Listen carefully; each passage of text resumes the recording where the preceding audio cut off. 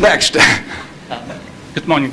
Mr. Buffett, I have a question regarding evaluation of the soundness of investment. In recent years, it appears that the use of tax shelter incorporation is increasing, and such, reputable companies like UPS and others are involved in court battles over shelters with IRS. As we know, most of these transactions are fairly artificial, but yet there is a profit there.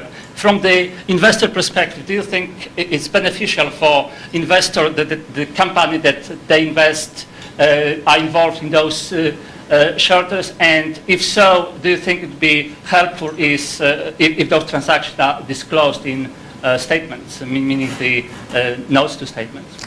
I'm not sure I got that 100%. George, could you?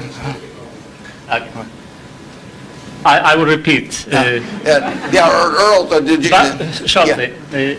If you think that involvement of corporations that you invest, or anybody for that matter invest in tax shelter, which is by some definition... tax shelters? Right.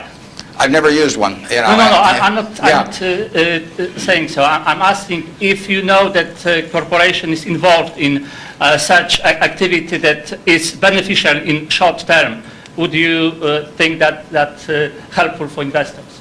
Well, there are perfectly legal ways to shelter taxes. I mean, we did and still do, but we were one of the earliest ones to go in for low-income tax housing credits. In fact, I met with first President Bush about that one, and that benefits us to a mild degree.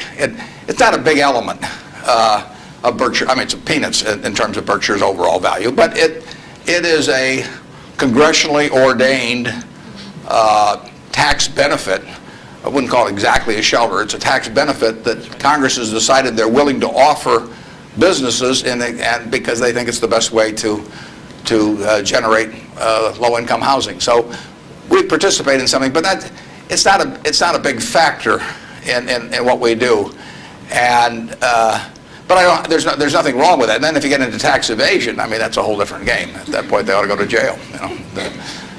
But certain businesses, some insurance companies have reincorporated in Bermuda, and you can save a lot of taxes. You have to meet certain other tests, which we wouldn't want to meet. But if we were willing to meet those other tests, there's nothing illegal or immoral about us moving to Bermuda. We're not going to do it. And but if the restrictions weren't there, I mean, the tax code is the rule book, and you follow the rule book. I think some of the things people do in terms of bending that rule book get very close to fraud, and sometimes cross the line into fraud. And when they do, I think they ought to be prosecuted. But that's another game. And incidentally, there has been more pushing on that, I would say, in the last 5 years, and certainly was my experience earlier. And there are more. I think now it's diminished in the last year or two, but a couple years ago there was some very aggressive marketing by some of the auditing firms, and of these, even with percentage shares of the gain to be paid to the auditors. And I think that those things got fairly dubious, and particularly when they shopped for legal opinions, so that if you got caught doing these things, you can say, well, I was relying on this legal opinion, and therefore I shouldn't go to jail, but just pay the back taxes. So I don't know of anything we're associated with that has done that, but obviously if they push too far, we don't want to be there. Thank you. Yep.